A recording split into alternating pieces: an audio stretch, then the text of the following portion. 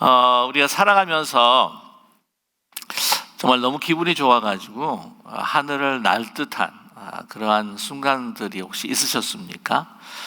그래서 뭐 하늘을 날면서 온 세상이 내 것인 양 어떤 이렇게 마음 뿌듯했던 어떤 그런 기억이 있으십니까? 제가 어릴 때 뭐 다 비슷한 경험을 하고 계셨겠지만은 이 새 신발을 사시는 그렇게 기분이 좋았어요. 그래서 기억하시는지 모르겠지만 이 동요 가운데에 새신이라고 하는 동요가 있습니다. 왜 그 이야기 있죠?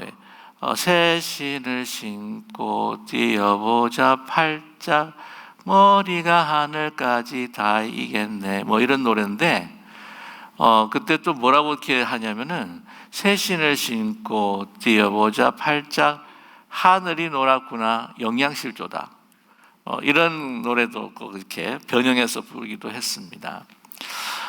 정말 이 새신 신으면 기분이 너무나 좋았던 그런 시절이 기억이 나는데요.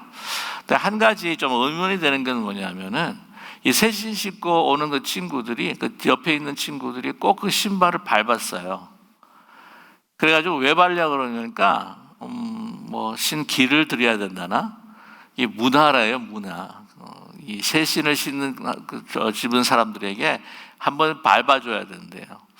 가만 생각해 보면은 이 새 신을 신고 기분 좋아하는 그 상대방이 그 친구가 시기 질투가 나가지고 한번 그냥 확 밟아주고 싶은 거를 이 문화화한 것이 아니겠는가, 우리의 죄성을 문화화한 것이 아니겠는가 하는 생각이 듭니다. 나중에 이런 말씀도 좀 나누기로 원하는데 또 이제 이 옷이 날개다. 새 옷을 이렇게 사 입으면 막 나를 듯한 그런 기분들을 가진다고 하지 않습니까? 그래서 신분 상승도 가능하다고 그런 이야기도 있고요. 사람이 막 대접을 해주는 거죠. 그래서 옷이 날개다 막 그런 이야기를 합니다. 생텍쥐페리의 그 어린 왕자를 보게 되면 터키의 한 과학자가 새로운 별을 발견을 해요. 그런데 터키의 전통적인 옷을 입고 나가서 이제 발표를 하니까 사람들이 안 믿어주는 겁니다. 근데 그 이후에 터키 대통령이 이제 남자들은 다 양복으로 다 갈아입어야 된다라고 해가지고는 모든 남자가 이제 양복을 입어가지고 그 과학자도 발표회장이 나갔을 때 양복 입고 딱 나가가지고는 이 새 별을 발견했다고 이야기하니까 다 믿어주더라는 것이죠. 옷도 이렇게 잘 입어야지, 거지도 옷을 입어야지 동양을 빌어먹는다라고 하는 이야기가 있죠. 그래서 이제 이 옷이 날개다 뭐 이런 이야기를 하기도 합니다. 이 비건한 일례인데 아마 돈도 우리의 하늘을 나는 날개가 되는 것 같아요. 언제나 말씀을 드렸는지 모르겠지만은 캐나다에 제가 가서 목회했을 때 그때 참 이 기러기 아빠들이 많았습니다. 근데 거기도 이제 종류가 있잖아요. 이제 기러기 아빠가 있는가 하면은 펭귄 아빠가 있고 그 다음에 독수리 아빠가 있습니다.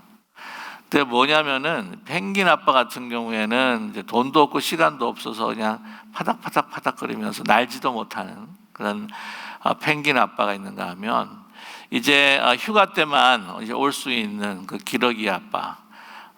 이 뭐라고 할까요? 재물이나 어떤 그런 경제적인 사정도 좀 제한이 있고 시간도 제한이 있어가지고는 그 철만 따라서 오는 기러기 아빠. 이제 독수리 아빠는 시간도 되고 재력도 되고 해가지고는 언제든지 그냥 힘차게 날아왔다 다시 돌아가고 할 수 있는 독수리 아빠들이 있었습니다.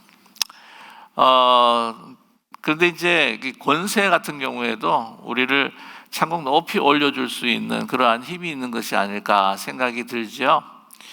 제가 한국에 있을 때에 오래전에 중앙정보부에서 일을 하시던 고위 직분에서 일하시던 분을 만난 적이 있어요. 식사하면서 이야기를 나누는데 제가 그런 이야기를 했습니다. 이 중앙정보부 이 하늘을 나는 새도 떨어뜨린다고 하는 그런 권세가 있다고 제가 들었습니다 라고 이야기하니까 그 이야기가 어디서부터 유래가 됐느냐라고 하는 그 유래를 이야기를 해주시는 거예요. 그게 뭐냐면 우리 항공기 비행기가 그 공항에서 뜨게 되면은 다시는 돌아오게 못한다고 합니다.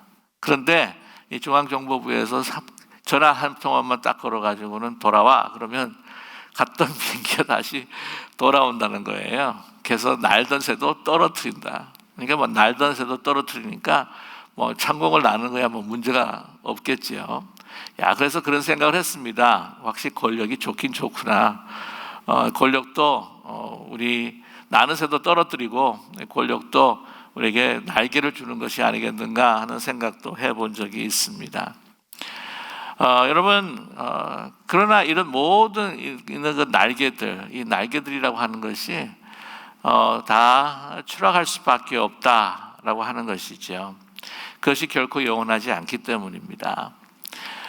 우리가 정말 하늘을 나는 듯한 자유함과 두려움과 모든 이 세상의 문제에서부터 우리가 해방될 수 있는 그러한 그 기쁨은 과연 어디에 있는 것일까? 오늘 이 시편 본문을 통해서 우리는 발견할 수 있을 것입니다. 오늘 이 시편은 다윗이 하나님께 드리는 송축의 시편입니다. 하나님께 내 영혼아 여호와를 송축하라, 송축하라라고 하죠. 오늘 이 1절에서부터 이제 11절까지만 우리가 말씀을 나눴는데 끝까지 22절을 봐도 보면은 계속해서 반복해서 송축하라 여호와를 송축하라, 이 하나님을 송축하는 이 시편입니다. 무엇을 송축하고 있는가라고 하는 것을 보게 되면은요, 이 두 가지를 오늘 이 말씀을 통해서 알게 되는데, 한 가지는 자신의 병을 고쳐주셨다라고 하는 것이고요, 또 한 가지는 자기의 그 죄악을 씻으시고 용서해 주시고 사해 주셨다라고 하는 것을, 참으시고 또 사해 주셨다고 하는 것을 우리에게 보여주면서 그것으로 인하여서 정말 하나님께 송축하며 하나님의 보좌 앞에 날아갈 듯이 또한 기뻐하고 감사하는 다윗의 모습을 우리는 발견하게 됩니다. 3절 말씀에 그가 내 모든 죄악을 사하시며 내 모든 병을 고치시며 라고 이렇게 말씀하고 있죠. 보면 이 병을 고친다, 먼저 이렇게 병을 고친다고 하는 것, 건강이라고 하는 것이 얼마나 중요한지 모릅니다. 사실 아무리 권력이 있고 부하고 뭐 모든 새로운 것이 있다고 할지라도 이 건강만큼은 못하다 그러죠. 다른 것은 좀 잊어버려도 조금 잊어버리지만 건강을 잊어버리면 거의 모든 것을 다 잊어버린다라고 할 정도가 아니겠습니까? 아무리 부귀영화라고 할지라도 그가 건강하지 못한다고 한다면 아무것도 소용이 없다고 하는 것이죠. 누리지를 못하기 때문입니다. 특별히 코로나19 시대를 우리가 살아가면서 건강에 이렇게 직접적으로 위협을 받고 위험을 느낄 때에 우리의 이 육신의 건강이라고 하는 것이 얼마나 중요한 것인가라고 하는 것을 우리는 알 수가 있습니다. 심하게 이 다윗이 알았던 적이 있을까? 크게 기록에 나와 있지 않지만은 아시다시피 사무엘하 24장에 보게 되면은 그가 인구 조사를 함으로 인해서 하나님의 진노를 사게 됩니다. 그래서 세 가지를 이제 하나님께서 제안을 하지요. 갓 선지자를 통해서 제안을 합니다. 네가 쫓겨다닐래? 아니면은 그 흉년을 갖다가 7년 할래? 아니면 3개월 동안 역병을 돌게 할까? 나중에 역병을 돌게 하면서 7만이나 죽게 됩니다. 그 가운데 자기도 병을 얻게 되지 않았을까? 그런 가운데 하나님께서 또한 이 병을 고쳐주셨다. 그것을 너무나 감사하고 있는 것이죠. 사실 어떤 간증보다도 정말 깊은 병에 들었는데, 참 살기 힘든 병에 들었는데 그것을 고쳐주셨을 때에 그것이 평생 잊지 못할, 정말 은혜를 잊지 못할 그러한 기억으로 감사로 남을 때가 많지 않습니까? 2절에 보면 내 영혼아 여호와를 송축하며 그의 모든 은택을 잊지 말지어다. 그런 경험이 있을 때에 우리는 그 은택을 잊지 못하는 간증들을 우리는 계속해서 다른 사람들과 나누게 됩니다. 그런데 여기에 깊이 보게 되면은 그보다 더 하나님 앞에 감사하는 것이 무엇이냐? 바로 죄악을 사해 주신 거예요. 그가 내 모든 죄악을 사하시며 내 모든 병을 고치시며, 자 4절의 말씀을 보게 되면은요, 내 생명을 파멸해서 속량하시고 인자와 긍휼의 관을 씌우시며라고 말씀하고 있습니다. 이 생명의 파멸이라고 하는 것은 이제 질병으로 인해서 이 생명이 파멸될 수 있겠죠. 그러나 육체의 생명, 육체의 그 수명이 끝나는 것일 겁니다. 그런데 그것에 속량이라고 하는 단어를 잘 쓰지는 않아요. 이 속량이라고 했을 때에 이것은 영적인 이 죄로 인하여서 우리는 완전한 사망에 이를 수밖에 없을 때에 그것을 이제 갚주시고 이 제사를 통해서 이 피의 제사를 통해서 나를 속량해 주시는 내 죄를 사해 주시고 진정 하나님과의 하나된 관계로서 이 땅에서 생명이라고 하는 것이 무엇인지 진리라고 하는 것이 은혜라고 하는 것인지 그것을 경험하고 살아가는 그러한 기쁨, 그 생명을 나에게 인자의 긍휼로 관을 씌우듯이 씌우셨다라고 이렇게 말씀하고 있습니다. 쭉 말씀을 보게 되면은 이 모든 일들은 하나님께서 노하기를 더디하시고 오늘 8절 말씀에 여호와는 긍휼이 많으시고 은혜로우시고 노하기를 더디하시고 인자하심이 풍부하시도다. 그렇기 때문에 내가 이러한 이 파멸에 당하지 아니하고 하나님께서 나를 속량시켜 주셨다. 여러분 잘 아시겠지만은 다윗은 잊지 못할 하나님 앞에 큰 범죄가 있습니다. 바세바와의 관계를 통해서 저질렀던 그리고 그 우리아를 전장터에 보내서 간접 살인을 했던 그러한 죄를 범한 것을 우리가 너무나 잘 알고 있습니다. 그것으로 인해서 얼마나 그는 하나님 앞에 간절히 호소하면서 그 죄를 사해 주실 것을 정말 하나님 그 얼굴을 돌리지 마시옵소서. 내 영혼을 새롭게 해 주시옵소서. 시편 51절에 구구절절히 그의 아픔을 우리는 들을 수가 있습니다. 그 사해 주셨다고 하는 것이죠. 그것에 대해서 너무나 감사하고 있는 이 다윗을 우리가 발견하게 됩니다. 문화적으로 봤을 때에 여러분 당시 이제 폭군들 보통 왕 같은 경우에는 자기가 원하는 것들은 다 취하는 그러한 문화이기도 했습니다. 그래서 엄밀히 따져 보면은 그 좋은 문화가 아니죠.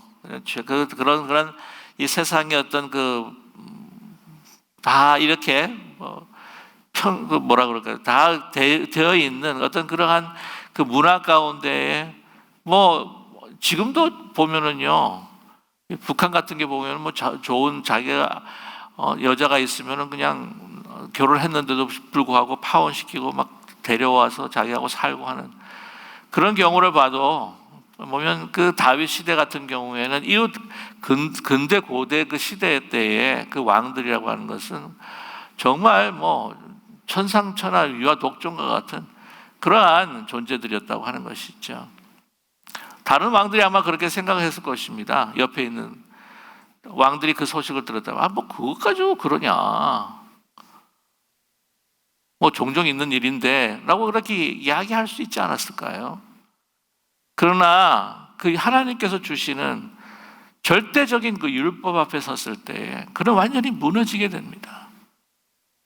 그 죄악이라고 하는 그 무게가 어떤 것인지 하나님의 그 선하심과 자기가 그 선하심을 거역했던 그 율법을 거역했던 그들의 그 죄가 얼마나 무거운지 몰라요.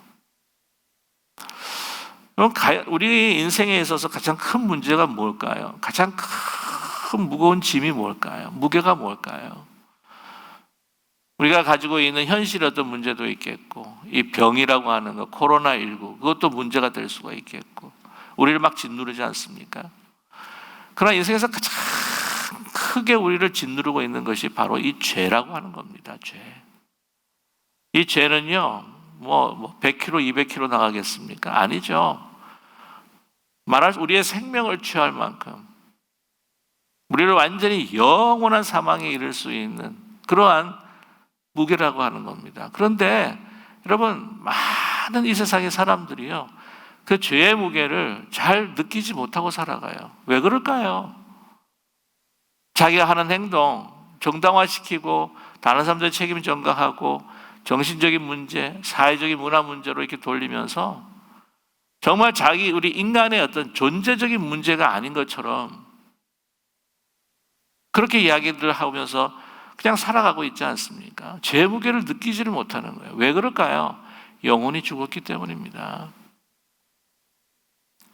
그래도 우리 죄의 문제에 대해서 양심의 가책이 있고 하나님 앞에서 주신 그 말, 그 영원하신 거룩하심에 따라서 내가 그것을 회개할 수 있는 것은 그래도 하나님의 은혜로 우리가 이 죄의 무게를 느낄 수 있을 만한 이 양심과 우리의 영혼이 살아있게 해주셨다고 하는 것이죠. 이렇게 이 죄에 민감했던, 그래서 이 모든 죄를 하나하나 주님 앞에 고해였던, 그러기에 그것을 회개하고 하나님 앞에 돌아가고 하나님 앞에 새로운 영혼을 받기를 원했던 그러한 다윗이었기 때문에 하나님께서 내 마음에 합한 자라 말씀하신 거죠. 근데 우리는요, 이 죄에 대한 무게, 죄에 대한 문제, 이것에 대해서 너무나 잘 느끼지 못하는 이 시대를 살아가고 있는 것이 아닐까라는 생각을 갖게 됩니다. 칼 매닝거라고 하는 미국의 정신 의학자가 있습니다. 그리고 이 사이카이트리스트라고 하는데요, 유명하신 분입니다. 뭐라고 이야기했냐면 인간 상황에 대해서 예리하게 관찰하며 죄라는 단어가 어떻게 자꾸 이 단어가 사라지고 있는지, 심지어는 우리 교회 안에서도 이게 잘 쓰려고 하지 않는 단어가 되었는지라고 하는 것을 우리에게 말해주고 있습니다. 이전에 많은 죄를요, 영어에서도 sin이라고 이렇게 sins, sin 이렇게 이야기하는 데 경우에 반해서 요즘은 자꾸 이 crime, 이 형사법처럼 이 단어를 사용하게 되면서 우리가 느껴야 될 이 sin이라고 하는 것에 대해서 너무나 가볍게 느끼게 된다고 하는 것입니다. 그리고 그것을 다루는 데 있어서의 이 책임이 이 어떤 종교적인 영적인 문제, 교회에서도 많이 다뤄야 하는 것인데 이게 자꾸만 이 국가로 넘어가고 있다고 하는 것이에요. 성직자에게서부터 경관에게 넘어가고 있다고 하는 것입니다. 또한 그가 뭐라고 이야기하냐면 죄가 무슨 질병인 것처럼, 정신적 질병인 것처럼 그 질병의 징후로 바뀌고 있는 현상이라고 하는 거예요. 그래서 이제 형벌이라고 하는 것이 어떤 치유라고 하는 단어로 자꾸만 포장이 되려고 한다고 하는 것입니다. 물론 치료와 치유가 필요하긴 하죠. 회복이 필요합니다. 그러나 이것이 죄라고 하는 것, 이게 하나님 앞에 죽을 수밖에 없는 이 형벌로 인해서 죽을 수밖에 없는 죄라고 하는 이 단어가 확연하게 드러나지 않는다는 거예요. 오늘 사람들이 죄를 심리적인 문제, 정신적인 문제로 이해하면서 자꾸 바꾸어 간다는 겁니다. 여러분, 인간들의 그 이상한 행동을 어떤 정신적인 어떤 결핍, 그게 참 깊은 근원적인 어떤 죄의 문제. 물론 이렇게 말씀을 들음으로 인해서 어떤 정신병원 갈 필요가 없다, 약 먹을 필요가 없다, 이런 이야기가 아니에요. 우리는 아직도 가장 깊은 근원적인 문제에 대해서도 우리가 민감해지지 않는다는 것이죠.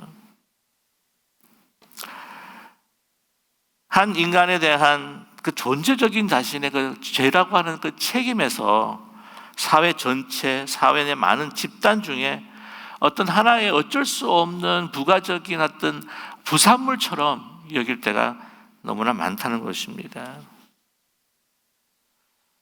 성경은 죄에 대해서 결코 문화적인 금기나 사회적인 큰 실수로 그냥 대강 처리될 수가 없다고 하는 것입니다. 또 말씀을 드렸다시피 자기가 가지고 있는 개인적인 존재적인 그 탐욕과 시기 질투가 문화적으로 자꾸 표현하면서 이것이 문화적인 것이냐, 이것을 변화시키려고 하는 그런 의도가 있다고 하는 것이죠. 여러분, 이것이 많이 포장이 사회적인 어떤 면으로, 경제적인 면으로 포장될 때가 많습니다. 마가복음의 5장에 보게 되면은 거기에 거라사인 그 무덤 가운데 살고 있는 이 귀신 들린 자를 예수님을 만나요. 그 예수님을 만나 가지고는 그 귀신들을 다 이제 그 돼지떼 그 2,000마리에 보내 가지고는 다 죽게 합니다. 그러고 난 다음에 이 거라사인은 예수님을 영접을 해요. 그러나 그 주인이었던 5,000명, 그 주인 2,000명의 그 돼지를 가지고 소유했었던 그 주인들은 나가라고 그럽니다. 예수님 보고. 생명이 오셨는데도 불구하고. 그 뭔가요? 가만히 살펴보게 되면은 그 사단이 그 귀신 들린 것처럼 이상한 행동을 하는 그 사람을 통해서 이 귀신이라고 하는 그 죄악이라고 하는 것에 대해서 막 표면적으로 부각시키고 그들 안에 내면에 있는 숨어 있는 그 내면을 움직여서 그들로 하여금 죄를 짓게 하는 그 사탄의 그 능력이 아직도 자리 잡고 있는 그들의 죄된 본성의 그 죄악들을 제대로 드러내지 않으려고 하는 그런 다이내믹이 바로 이 마가복음 5장에 있다고 하는 거예요. 그러나 더 강한 그 죄악은, 더 강한 사단은 바로 그 주인들에게 있었다고 하는 것을 우리가 살펴봐야 될 필요가 있다고 하는 것입니다. 여러분, 이 죄라고 하는 것이 얼마나 정말 무서운 것인가. 우리 영혼을 갉아먹으면서 우리를 완전히 하나님과의 분리, 그리고 완전히 죽은 자로 살아가게 한다고 하는 것이 바로 이 죄라고 하는 것입니다. 이 죄에 대한 문제를 사도 바울은 처절하게 느끼고 있죠. 로마서 7장 24절에서부터 25절까지의 말씀을 보게 되면 오라 나는 곤고한 사람이로다. 이 사망의 몸에서 누가 나를 건져내랴. 우리 주 예수 그리스도로 말미암아 하나님께 감사하리로다. 왜 이런 고백을 합니까? 내가 뭔가 선한 것은 아는데 그 선한 것을 행할 수가 없는 거예요. 나의 모든 것들이 완전히 정지가 되어 있고 이 선한 것에 있어서 내가 뭔가를 컨트롤을 할 수가 없는 나와의 그 분리, 하나님과의 나와의 분리, 인간과 인간 간의 그 모든 분리 가운데서 정말 어쩔 수 없이 이 죄악 가운데 빠질 수밖에 없는 자기의 상황을 보면서 영원한 사망의 몸으로 내가 하나님 앞에 저주받을 수밖에 없는 그 존재, 그것에 대해서 얼마나 지금 괴로워하고 있는지 모릅니다. 괴로워했는지 모릅니다. 여러분, 우찌무라 간조가 그런 이야기를 해요. 그 당시 우찌무라 간조 때 2차 세계대전 때 상황이었는데 이런 이야기를 합니다. 일본 사람들에게 이렇게 이야기합니다. 우리에게 있어서 가장 큰 문제가 무엇인 줄 아십니까? 그것은 이 전쟁도 아니에요. 미군들의 폭격도 아니에요. 질병도 아니에요. 제일 중요한 이 지진도 아니고 가장 큰 문제는 바로 이 죄의 문제입니다. 여러분 가만히 살펴보세요.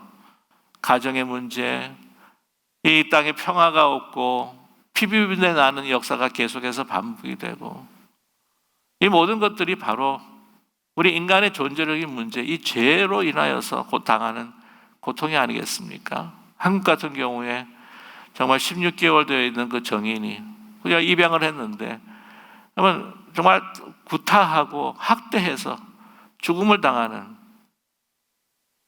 그 사람에 대해서 막 우리가 엄청나게 우리가 질타를 하고 정죄도 할 수 있겠지만 그러나 우리의 마음속에 있는 우리의 진정한 하나님 앞에서 우리의 모습을 볼 때에 우리의 많은 사람들의 가슴을 우리의 말로, 우리의 생각으로, 마음으로 얼마나 학대했고 또 많이 그들을 가서 피 흘리게 했고 죽였는지.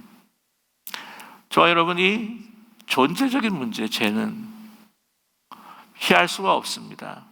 우리가 어떻게 할 수가 없어요. 우리는 죽어있기 때문에 하나님께서 우리를 살리지 않으시면 죄를 사해 주시지 아니하시면 우리는 죽을 수밖에 없기 때문이죠. 그러나 오늘 이 다윗이 이야기한 것처럼 저와 여러분 이 죄의 문제에서 예수 그리스도를 믿음으로 통해서 완전히 해방케 하신 하나님의 그 은혜, 그 사랑을 우리가 지금 가지고 있고 그것을 누리고 있다고 한다면 어떤 상황 속에서도 하나님 앞에 찬양과 먼저 감사를 드릴 수 있는 우리 모두가 되기를 간절히 소망합니다. 여러분 아시겠지만 그것이 아니라 하나님의 그 사랑과 그 은혜를 늘 구하면서 주님께서 주신 이 죄로 인한 어떤 두려움에서부터의 해방, 죽음으로부터의 해방, 모든 공포에서부터 해방, 이러한 해방을 주신 그 기쁨을 정말 누릴 때에 저와 여러분, 이것을 감사할 때에 저와 여러분, 우리 모두가 정말 이 기쁨으로 하늘 보좌까지 올라갈 수 있는 이 독수리와 날개와 같은 그러한 힘과 이 생명력을 아버지께서 우리에게 주실 줄로 분명히 믿습니다. 2021년도에 우리가 생각하는 그 복들이 아마 있을 거예요. 그러나 그것들은 결코 우리의 목적이 되지 못합니다. 왜냐하면 그것이 목적이 되었다간 우리가 그것의 노예가 될 수밖에 없다고 하는 것이죠. 크리스마스가 지나긴 했지만 여러분이 잘 아시는 크리스마스 캐롤 찰스 디킨스의 그 소설을 보게 되면은 그 스크루지 에브네즈라고 하는 사람이 나오죠. 스크루지 여러분 너무나 잘 아실 겁니다. 크리스마스 전날에 그는 꿈을 꾸듯이 아니면 환상을 보듯이 그가 함께 했었던 파트너 제이콥 말리의 영혼을 봅니다. 그 영혼이 어떤 모습이었던가요? 그가 사용했던 모든 장부, 그렇게 사랑했던 그 금고, 또한 그 모든 금화들, 은화들, 돈들, 그것들을 다 체에 묶어가지고는 그것을 질질 끌고 다니면서 어디 방황하는 모습으로 구중말리 어디를 헤매고 다니는 그러한 모습이 바로 그 제이콥 말리의 모습이 아니었습니까? 그것을 보고 본 스크루지는 기겁을 하죠. 저와 여러분, 무엇이 우리로 하여금 정말 그 기쁨과 영원한 생명을 누릴 수 있는 날개를 달아줄 수 있을까요? 다른 것이 아닙니다. 하나님의 은혜와 사랑, 그리고 우리를 향하신 예수 그리스도를 통한 죄의 용서와 내가 하나님이 그 은혜로 인하여서 내가 영생을 누리고 하나님의 자녀가 되었다고 하는 그 사실, 모든 죽음, 모든 두려움, 그렇기 때문에 우리는 여러분, 우리가 어느 순간에 육체적으로 죽었다 할지라도 우리가 죽은 것이 아니에요. 우리는 주 안에서 살아 있습니다.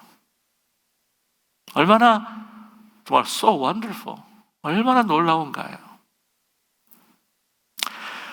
여러분, 이러한 하나님의 그 은혜와 사랑, 우리 독생자 예수 그리스도를 아낌없이 우리에게 주셨는데 우리를 위해서 정말 나에게 가장 필요한 것, 최선의 것을, 최고의 것을 왜 주시지 아니하시겠습니까?